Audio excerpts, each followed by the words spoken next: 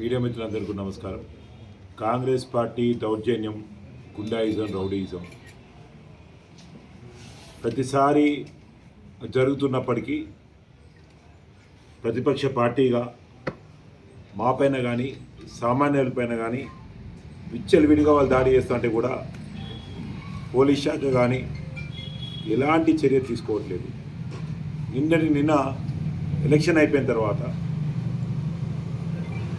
ఇంటికి వచ్చి ఎక్కడి దాకా వచ్చిందంటే ఇంకా బయట కనిపిస్తే కొట్టుడు, లేకపోతే ఇంకెక్కడన్నా కొట్టుడు, లేకపోతే ఎలక్షన్ మూమెంట్లు అక్కడే డిస్కస్ చేసి పక్కకు పెట్టి మా 36వ డివిజన్ అభ్యర్థి తరఫున బీఆర్ఎస్ పార్టీ గెలుపు కోసం పనిచేసిన కోనె ప్రసాద్ వాళ్ళ ఇంటికి వచ్చి అక్కడనే కాంగ్రెస్ అభ్యర్థికి సంబంధించిన వాళ్ళు అగల్లుటి రాజు కానివ్వండి, వడ్లకొండ రవి కానివ్వండి, వాళ్ళ కుటుంబ సభ్యులు కానివ్వండి, మిగతా వాళ్ళందరూ కూడా ఇంటికి వచ్చి కొట్టడం వీడియోలు కూడా మేము వాట్సాప్లలో పెట్టినాం. ఇంటికి వచ్చి అంటే ఒక 30 మంది దాకా ఇంటికి వచ్చి కొట్టినట్టు పరిస్థితి ఎట్లుందో ఒకసారి మీరందరూ కూడా ఆలోచించాలి. ఇంకో కొట్టిన వ్యక్తిని ఈ విధంగా మొత్తం ఎట్లా పడితే అట్లా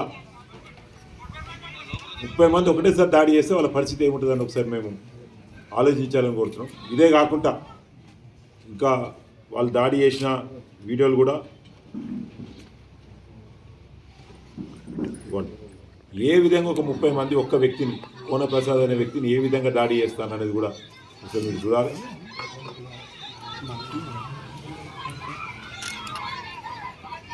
ఇవన్నీ కూడా మళ్ళీ మేము వాట్సాప్లలో షేర్ చేస్తాం. ఏం లేదు, వ్యక్తిగత కక్షలు లేవు, భూ తగాదాలు లేవు, ఏం లేవు. కేవలం కాంగ్రెస్ పార్టీ అక్కడ ఓడిపోతుంది, ప్రసాద్ బీఆర్ఎస్ పార్టీకి సపోర్ట్ చేసిందని ఇంటికి వచ్చి కొడితే 100 డైల్ చేస్తే 100 రెస్పాన్స్ కాదు. ఆ తర్వాత వాళ్ళు నాకు ఫోన్ చేయడం జరిగింది, వాళ్ళు హాస్పిటల్ రావడం జరిగింది. హాస్పిటల్కి పోయినాం, కొంతమంది మీడియా మిత్రులు హాస్పిటల్కి రావడం జరిగింది. అక్కడ నా పరిస్థితి చూస్తా అంటే మాట వస్తుంది. అడ్డొచ్చిన వాళ్ళ కుటుంబ సభ్యులు కూడా దొబ్బేయడం, వాళ్ళని కూడా కొట్టడం. అక్కడి నుంచి నేను పోలీసు ఉన్నతాధికారులకు ఫోన్ చేసిన, ఇమ్మీడియట్గా మీరు పిటిషన్ ఇవ్వండి, పిటిషన్ ఇస్తే మేము చర్యలు తీసుకుంటాం. మరి అదే వ్యక్తి ఆ వీడియోలు కూడా ఉన్నాయి. ఇంకో బూత్ కాడ గొడవ జరిగితే రాళ్ళు తీసి కొట్టబోతా అంటే ఆ వీడియోలు చాలా క్లియర్ ఉన్నాయి. అక్కడ చర్య లేదు.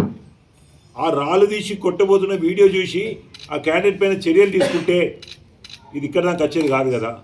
ఇంటికి వచ్చి దౌర్జన్యంగా కొట్టి సంపాలనే ప్రయత్నం చేస్తా అంటే 100 జైలు చేసే రెస్పాండ్ గారు, ఇక్కడ వారి హస్బెండ్ హాస్పిటల్ అడ్మిట్ అయితే కుటుంబ సభ్యులు, మిగతా మిత్రులు, బీఆర్ఎస్ పార్టీ నాయకులు అందరూ పోయి పోలీస్ స్టేషన్కి 12:15 పోతే 3:30-4 గంటల వరకు పోలీస్ స్టేషన్లో అక్కడనే కాలయాపన చేసుడు. ఒకటేట 100 డైల్ ఫోన్ చేస్తే రెస్పాండ్ కాలే అనే పదం తీసేయాలంట. అంటే వాస్తవాలు రాయద్దా? పిటిషన్ కూడా పోలీసు వాళ్ళు ఎట్లా చెప్తారు, అట్నే రాయన్నా. 12 దాటిన తర్వాత నీకు పిటిషన్ ఇచ్చిండ్రు, డేట్ చేంజ్ చేసుకున్నారు, పెద్ద అది వచ్చేదేమున్నది? వాళ్ళు ఏ డేట్ అయినా పెట్టచ్చు, నువ్వు ఏ డేట్ కంప్లైంట్ చేస్తున్నావు ఆ డేట్ పెట్టు. దానికి ఒక రిసీట్ కాపీ ఇచ్చేసి వాళ్ళు ఇచ్చిన దాని ప్రకారంగా వాళ్ళు ఏమేమి సెక్షన్స్ అయితే రాసుకొని నువ్వు ఎప్పుడైనా చేసుకో.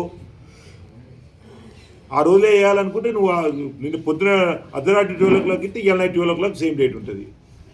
లేదు, నీకు చట్టం చెప్తుంది వారం ఎంక్వైరీ చేసి చేస్తావా చెయ్యి.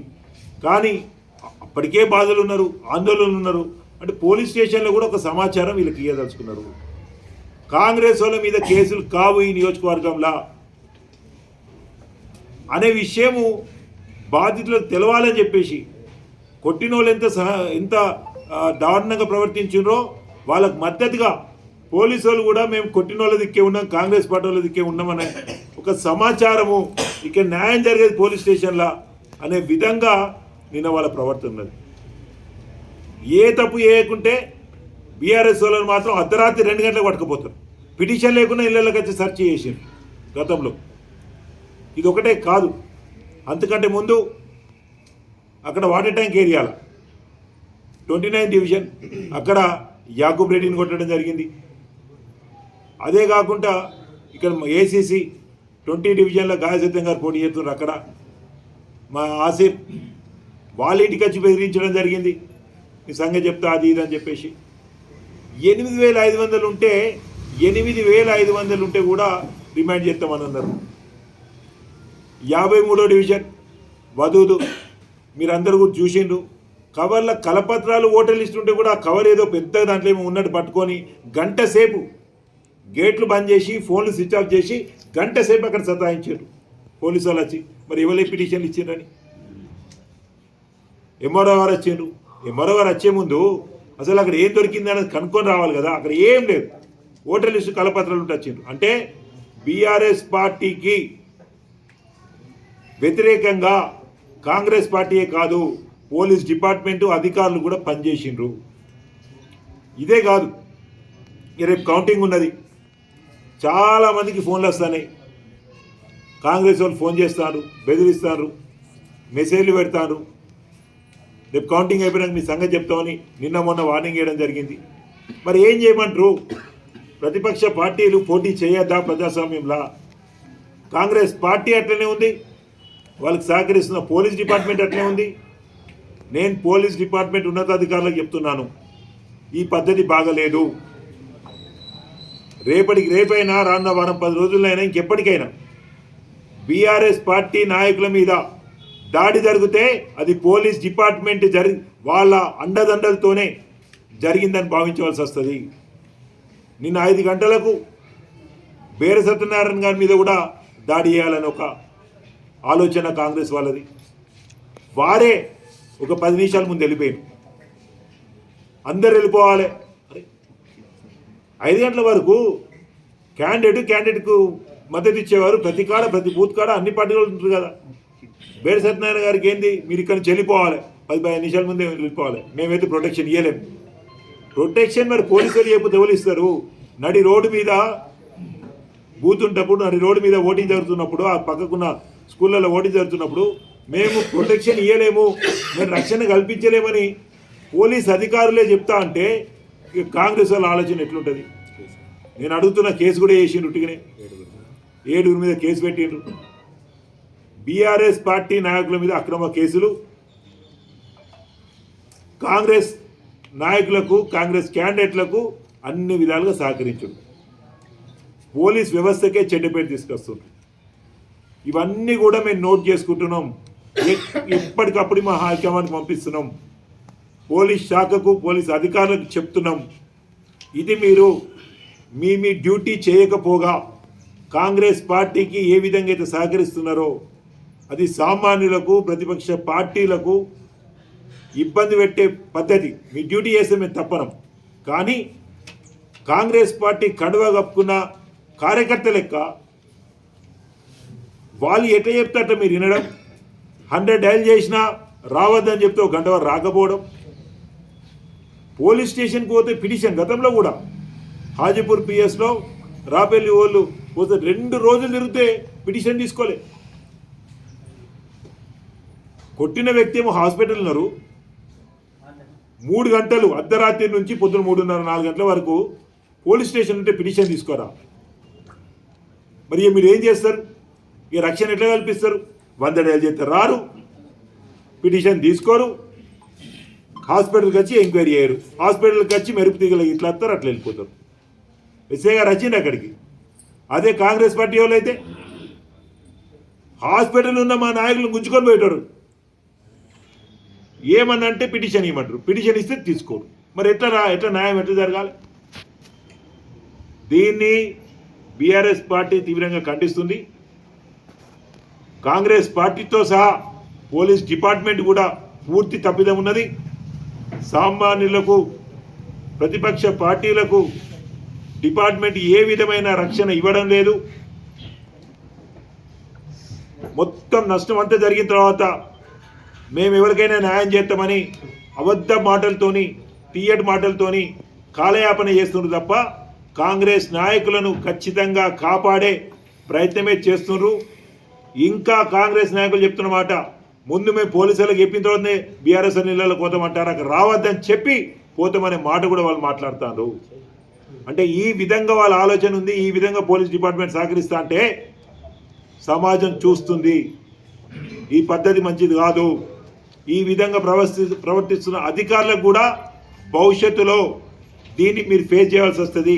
మీ మీద కూడా రేపు కేసు పెట్టవలసి వస్తుంది. 3 గంటలు ఏ విధంగా మా వాళ్ళు అక్కడ కేసు పిటిషన్ ఇస్తా అంటే కూడా మీరు తీసుకోకపోవడం, తప్పు చేయకుండా బీఆర్ఎస్ పార్టీ నాయకుల మీద ఏది జైలుకి రిమైండ్ చేసినట్టు సెక్షన్ పెట్టడం, తప్పు చేసిన తప్పు కళ్ళగన్నట్టు కనిపించిన వీడియోలు చూపించిన పిటి కేసులు కాంగ్రెస్ నాయకుల మీద పెట్టడం, ఇది ప్రజలు గమనిస్తున్నారు. ఈ పద్ధతి మంచిర్యాలలో ఎన్నడూ లేకుండే. ఈ ప్రభుత్వం ఈ ఎమ్మెల్యే గెలిచిన తర్వాతనే ఈ పద్ధతి మంచిర్యాలలో స్టార్ట్ అయింది. మీడియా మిత్రులను లోపలికి పంపించడం, ప్రతిపక్ష పార్టీల మీద కేసులు పెట్టడం తప్ప అధికార పార్టీకి పోలీస్ డిపార్ట్మెంట్కి మాకు పెద్ద తేడా కనిపించట్లేదు. మేము సిపి గారిని విజ్ఞప్తి చేస్తున్నాం, ఉన్నతాధికారులను విజ్ఞప్తి చేస్తున్నాం, మంచిర్యాలని కాపాడండి. మీ డ్యూటీ మీరు చేస్తే మంచిర్యాలని కాపాడిన వాళ్ళు అవుతారు. ఇవాళ రాత్రి వారి కుటుంబ సభ్యులు, వారి సత్యమణి కానివ్వండి, వారి చుట్టాలు కానివ్వండి, వారి కూతురు ఏ విధమైన పరిస్థితి, వాళ్ళ మానసిక పరిస్థితి ఏంది? చంపేస్తారా? పార్టీకి పనిచేస్తే చంపేస్తారా? మరి గతంలో మేము వేరే పార్టీ కూడా పనిచేసినాం. అదే అగల్రుట్ రాజుకి బీజేపీ పార్టీలో ఉంటే వాళ్ళు పనిచేసిండ్రు. అప్పుడేం మేము అధికారంలో ఉన్నామే, మేము వాళ్ళని ఏమనలేదే. భారతీయ జనతా పార్టీ నుంచి వాళ్ళు పోటీ చేసినప్పుడు ఇదే కుటుంబం సపోర్ట్ చేసిందే. మరి ఈ కుటుంబం మీద ఆ రోజులో బీఆర్ఎస్ పార్టీలో ఉన్న మేము ఏ విధమైన దాడి చేయలేదే, కనీసం ఫోన్ కూడా చేయలేదే. ఇదేం కథ? అప్పుడు ఆయన ప్రతిపక్షంలో ఉన్నాడు, మరి అప్పుడు అధికార పక్షమైన మేము ఇబ్బంది పెట్టినామా? పెట్టలేదే.